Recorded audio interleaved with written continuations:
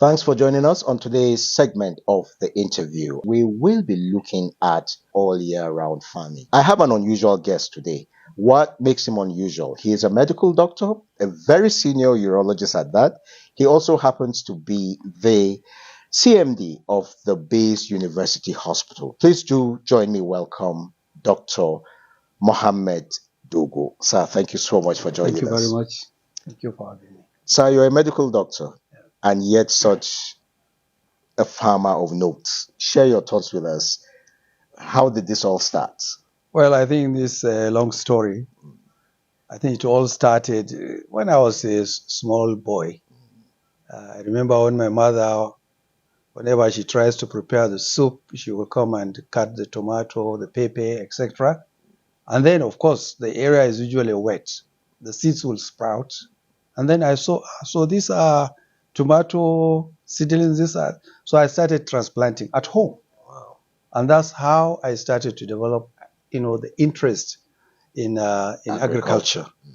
And of course, it's very common in the north. You find we have domestic animals and birds like chicken, ducks, goats, sheep. So one of my aunties gave me a goat for free. And that goat, again, made me to have interest in keeping animals. And also I like eating chicken. So I was keeping also chicks. And they are producing eggs, etc. And that's how it started. That's even before I started primary school. And of course, during the wet season, our father will take us to the farm. We plant the usual crops, the grains like sorghum, millet, groundnut, and beans. So that's how I grew. Secondary school, again, in secondary school, it was a boarding school at Government Secondary School, Azari. We had our own school farm, and everybody is given a plot. So we are planting there, usually maize, and also some vegetables. By the time I went to the university, I remember Operation Feed the Nation. I remember even that time when I was in the medical school at Barao Diko Hall, we had a farm. So fast forward, that's continued. Even when I was in Britain, in London, I had a small garden in my house and I was planting tomatoes. By the time I came back after my fellowship in general surgery in 1985, I did 38 years ago, I came straight into farming. So that's how I have been from just simple, interest and hobby to self-sufficiency, and then now to large scale. And I am maybe one of the big farmers around. As a player, share your thoughts with me. Are you worried about our state of food security, insecurity, whatever way you choose to look at it? Absolutely. There are so many factors that one has to consider. That is this our population explosion, where a country was over 210 million people. There is climate change problem. You can see the desertification we have been with it for a long time. And the change in weather. Typically, this year, you can see the harvest of most crops is very, very low. I was discussing with one of my colleagues on the farm. He said a farm that he used to cultivate, last year he cultivated 500 bags. This year he got 150 of rice. What led to that? Flood? Climate change, no flood. Wow. In fact, Yes. this year we didn't get flood in our area. Even millet, this year it was very poor. The yield from our harvest, we sort of doubled or even tripled our hectareage for millet, but I got half of what I got last year from the same, just Acreage. yes, hectareage. So definitely, we are seeing the effect of climate change. That's right. So this is also affecting. In as much as agriculture is the largest employer of labor, quite a number of things have made agriculture to be very unattractive, especially to the youth, because we are still doing our agricultural practice like the terms of Prophet Adam, while it should be more of a digital, modern kind of, agriculture with new ways, with so many machineries to help us and better seeds. And these are some of the factors that is affecting our yield. Of course, the insecurity, many right. parts of this country, people can't go to the farm. Now, when we look at all year farming, can we say there's any hope? Because insecurity seems to be, a main stopper to that whole effort. There is hope. By all year round farming, we know the vast majority of farmers, go for rain-fed farming. Why? Because water is cheap. Is 0%. When you do the economy of production, you can just supplement 5-10% in those areas that have irrigation facility. While during the dry season is 100%. And the dry season is farming can only be done at Fadama areas where there is underground water, or in places where they have dammed the surface water and people can easily do. One of my children actually did a master's in food security, and he took his project on cost of production of 1 hectare of rice during the dry season. And he found that 70 to 80% of cost of production goes to water. Wow. During the dry season. I was asking him just last week, because he wanted to do dry season farming of rice. And the economy of production now stands at 1 million naira per hectare. Wow. So that is something which not every farmer could do that. Looking at the fact that government just opened the borders, even rice production that to some extent we thought we had, gained some mileage. In your opinion, as a farmer, what comes to mind when you had those pronouncements? First of all, immediately I know all the gains over the last year are threatened or may be lost. Now, the cost of production has gone up. Yeah. And I know even in India, by July this year, they prohibited the exportation of their rice, because they too, they had a problem. Because they had flood and they lost a lot of their rice fields. Even in Thailand, I think it's a small country, but they too, they have issues.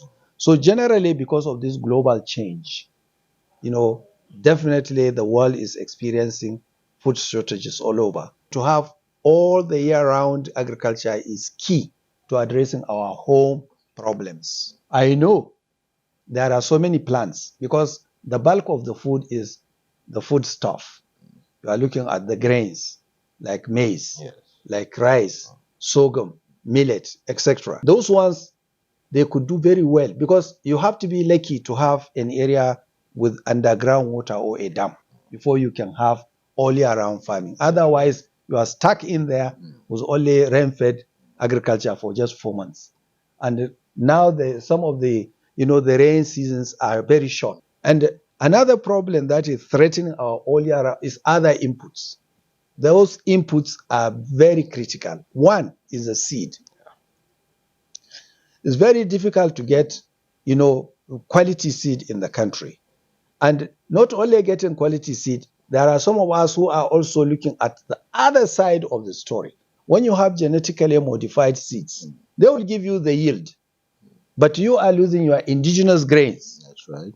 And that is a threat for the future. You don't know how they will manipulate your population by denying you the GMO plants. Our research institutes are alive to responsibility as far as this issue is concerned. Oh, that's fantastic. The next are the fertilizers.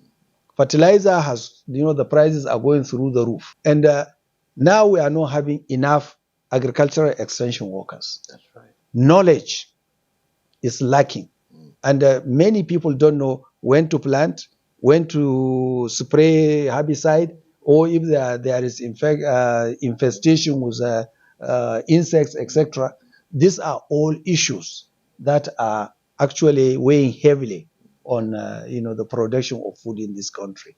And I think government should look at these areas. Another thing which makes agriculture very unattractive is the labor component. There must be the need to introduce some of the operational activities on the farm, which could be mechanized. Okay. Some could be manually done. Okay?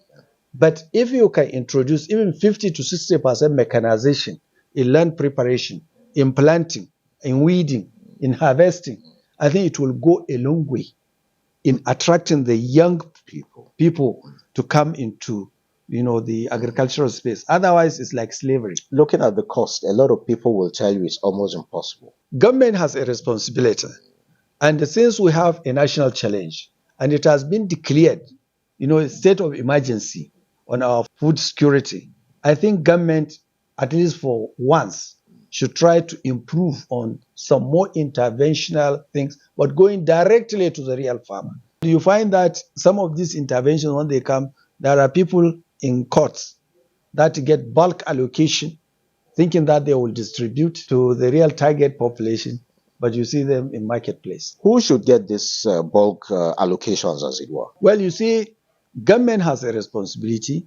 And I knew when there was during President Johnson, when he did GES, Growth Enhancement Scheme, okay, that one was going directly to the farmer. Then what happens? Well, always you get, policy somersault. Once there is a change of government, there are some things that we should make them part and parcel of our maybe even constitution, regardless of a change of government. That things like health, education, agriculture, we should make statement there that should be binding. Doctor, as we prepare to round up, I want to find out from you. Quite often we hear of government intervention, government intervention. Is the private sector really doing its bit? No, it's not only a government that will come with interventions, but the companies should come also and intervene and take these lands and start to, because they have the financial muscle. If it is damming water, they can dam it. If it is sinking the shallow boreholes or the tube wells, they can do it. If it is the supplying of the energy, either solar or whatever, they can do it. The ordinary subsistence farmer is living from hand to mouth. That's right. So it's very difficult without intervention. So government should have a kind of public-private partnering, and the farmers should be organized as usual into corporate groups. That's right. That they can be organized and they can take on, communal farms, etc., have large hectares, and then they are given the support. Then that's when we'll see a difference. Well, Dr. Mohammed Dogo, thank you so much for your time. Thank you so much. As it were, the program is still Agriculture in Focus. Don't forget, this program is open to sponsorship.